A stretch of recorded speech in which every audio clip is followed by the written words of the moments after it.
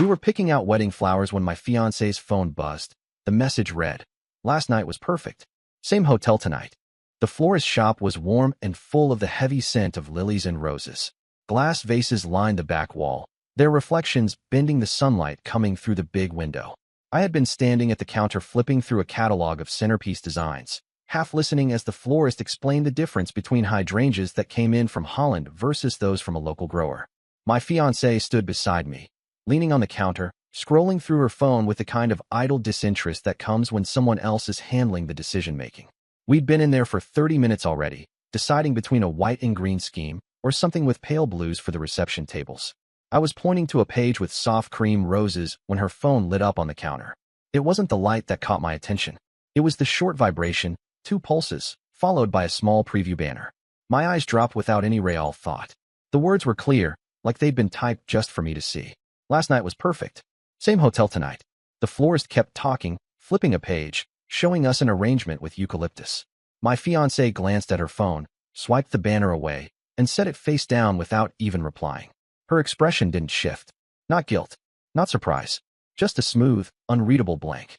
She leaned forward, asked the florist about pricing for cascading bouquets, and kept going as if nothing had happened. I didn't say a word. We left with a small order slip in her purse and a tentative delivery date. In the car, she put on the radio and asked me about lunch. I gave non-committal answers. My mind wasn't on the food. It was on the message, on the implication, on the sudden presence of a hotel and the conversation that I had never been a part of. We lived together. We were weeks away from a wedding. There wasn't room for hotel nights that didn't involve me, unless there was something I wasn't supposed to know. That night, I claimed I was working late on a project I'd been pushing through for weeks. Instead, I took the long way home, detouring past a part of town where the hotels were clustered, business travelers' territory, near the conference center. I didn't know which hotel, but I did know that if someone had spent last night somewhere, patterns had a way of repeating. It was around 8:40 p.m. when I saw her car, parked in the back lot of a mid-range chain hotel, one of those places with beige walls and standard-issue curtains. I pulled into the lot 2 rows away, cut the engine, and watched. No sign of her at first. Just cars, a few people coming in and out, one man dragging a suitcase. Then, 15 minutes later, the lobby doors opened, and she walked in from the parking lot side. Her hair was loose, a detail I noticed because she almost always tied it back after work. She carried a small bag, not her usual work tote. The way she moved, quick, glancing at her phone, wasn't her casual pace. A man appeared in the glass doors a few seconds later, holding the door for her. I couldn't see his face well from where I sat. He was taller, broad-shouldered, dressed in something too neat to be casual, but not formal either. They went in together. I didn't follow. Not that night. Instead, I left the lot, circled around a few blocks, and went home. She arrived later than usual, claiming a late meeting. I asked nothing. Over the next few days, I kept my observations quiet. No accusations. No sarcastic comments. I needed more than a text preview and a glimpse in a hotel parking lot. I started small.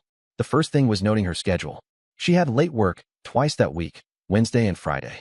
She left the house in the mornings at the same time as always, but on those nights, she'd come home smelling faintly different. Not perfume exactly. More like the lingering mix of a place, fabric softener from sheets, the muted scent of a hotel lobby, that faint clean smell that doesn't come from our house. I made mental notes of her outfits. On the late nights, she tended to wear something a bit sharper. Skirts instead of trousers. Heels instead of flats. The kind of look you'd wear if you were planning to be noticed. One evening, I pretended to forget my laptop at home. I left work early, drove back toward our place, and found her car gone when it should have been there. I waited 10 minutes, then drove toward the hotel I'd seen her at before. This time, the parking lot was fuller.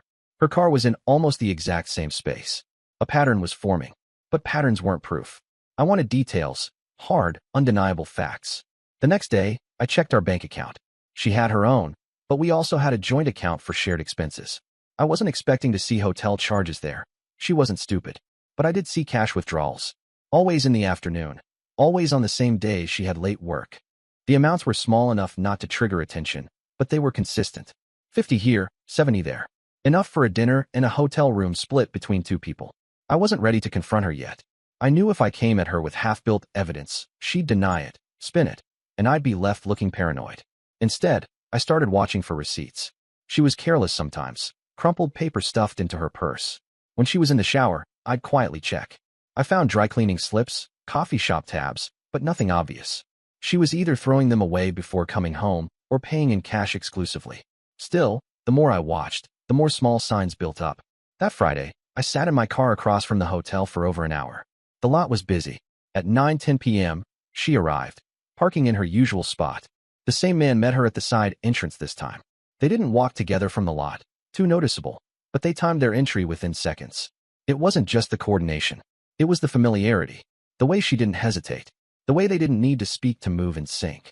I didn't follow them inside, but I memorized everything I could. The man's build, his stride, the dark coat he wore, the way he kept his head slightly down as they walked past the glass doors. When she came home later that night, she mentioned being exhausted from back-to-back meetings.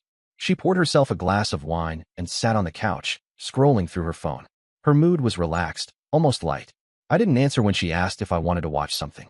I had too much to think about, because now, I had the text, the car, the hotel, the man. It wasn't enough for a public blow-up, but it was more than coincidence. And if it was more than coincidence, then the message I'd seen in the florist shop wasn't a random misinterpretation. It was a slip, one she hadn't even realized she'd made. That night, I lay awake, thinking through my next step. A direct confrontation would only give her a chance to delete evidence, hide her tracks, make herself the victim. I needed to approach this like a case. Quiet, methodical, with enough proof to make denial impossible. The florist shop was where it had started.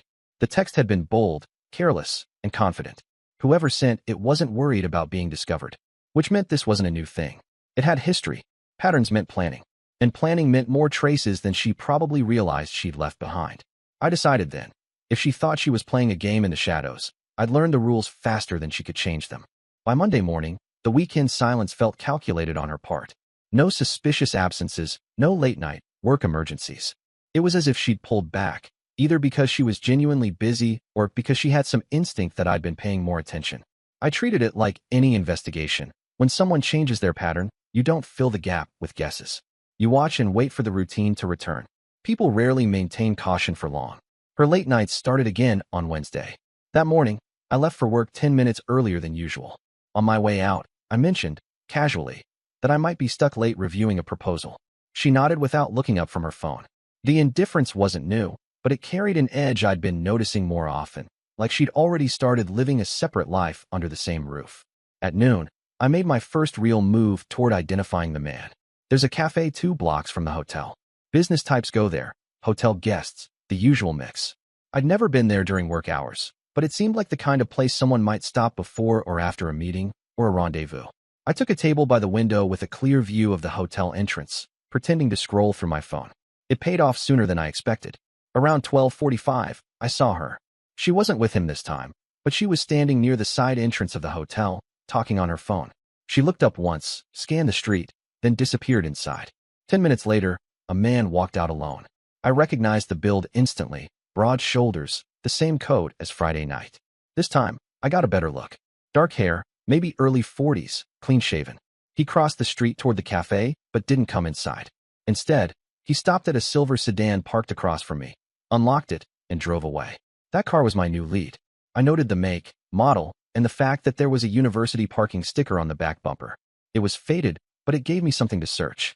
Later that night, from my own laptop, I looked up faculty and staff directories at the local university. There were dozens of possibilities, but I wasn't in a hurry. The goal was to build a web, not pull one loose thread and watch it unravel too soon. The real break came from a different angle. On Thursday, I left for work as usual, but doubled back 15 minutes later. I parked around the corner from our place and waited. She came out about 10 minutes after she thought I'd gone, dressed sharper than she'd been when I saw her in the kitchen earlier. Different shoes, fresh makeup. She got in her car and drove off in the opposite direction of her office. I tailed her at a safe distance, switching lanes often, keeping cars between us. She went straight to a downtown parking garage. From there, I watched her walk 3 blocks to a restaurant. One of those semi-upscale places where business lunches blur into something more personal. He was already there. Same coat. They didn't greet each other physically, but they sat close, leaning in as they spoke.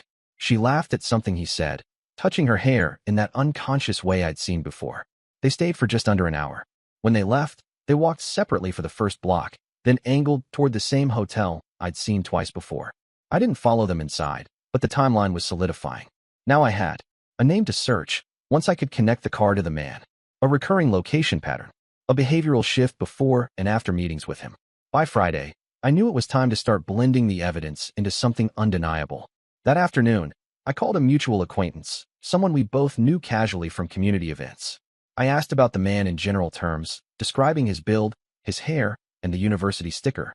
The answer was immediate. He works in administration there. Divorced last year. Keeps a low profile. Not divorced, separated. The acquaintance corrected themselves mid-sentence. That was important. It meant there was likely another person who could be useful to me. Saturday morning, I spent an hour in the university parking lot. The car appeared just before 9 a.m. I didn't approach. I noted the plate number, left, and ran it through a legal public records search. The name matched what I'd been told. I had his address, which wasn't far from campus. I didn't need to go there. Not yet. Instead, I mapped her late nights against his work schedule. The overlap was too precise to be coincidence. His job involved evening events, guest lectures, faculty dinners. The nights she was at the office late matched those events exactly. This wasn't random infidelity. It was planned, coordinated, and predictable. That predictability was what I intended to use against her. The next week, I kept my presence as normal as possible.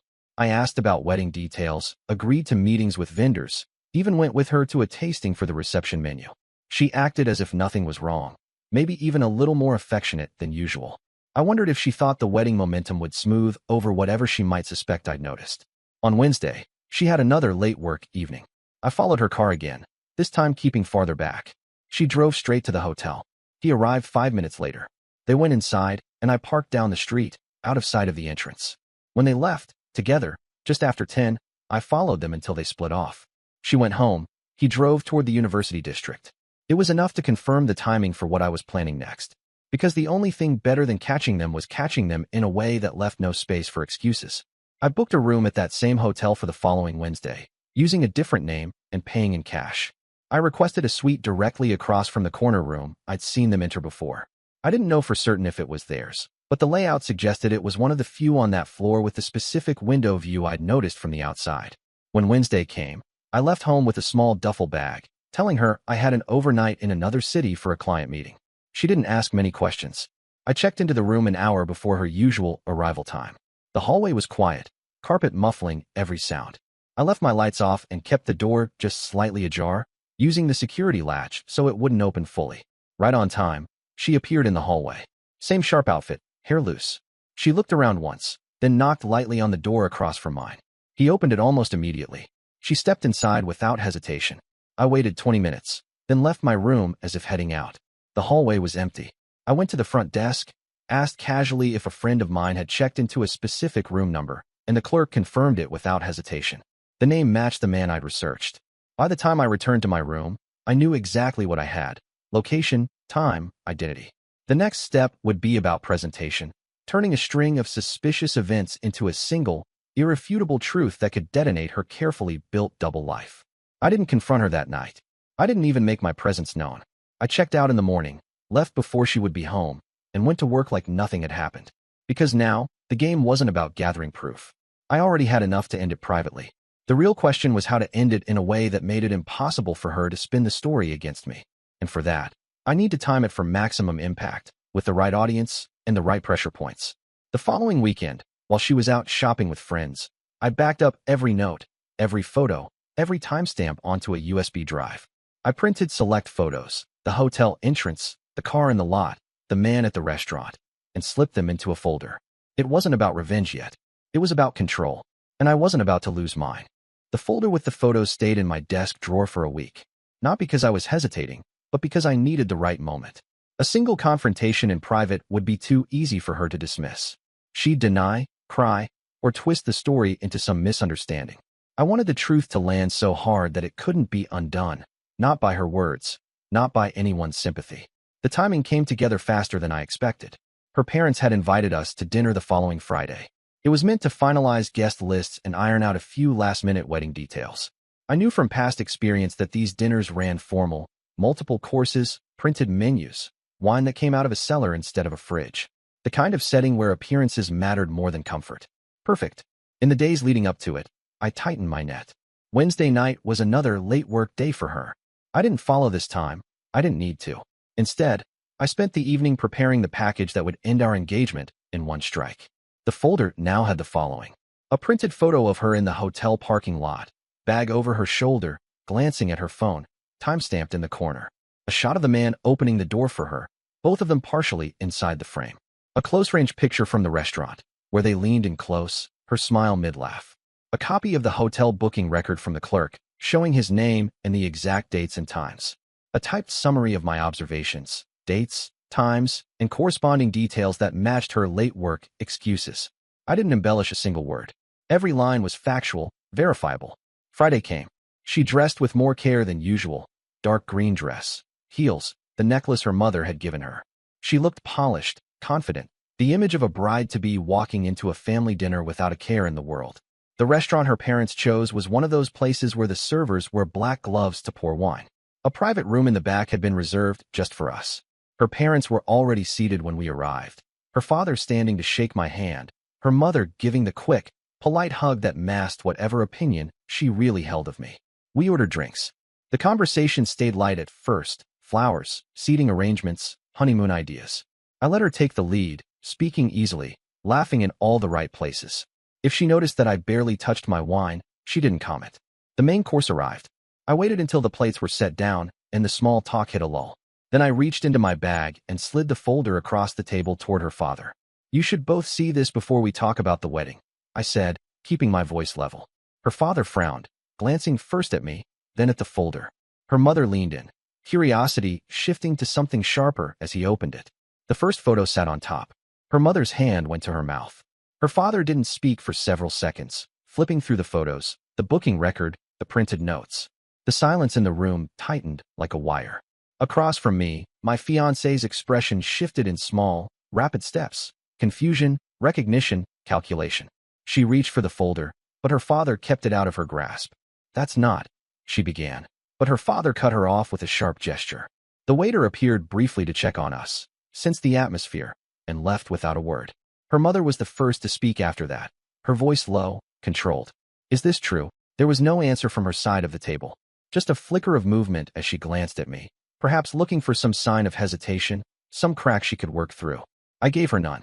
Instead, I leaned back and let the silence do the work.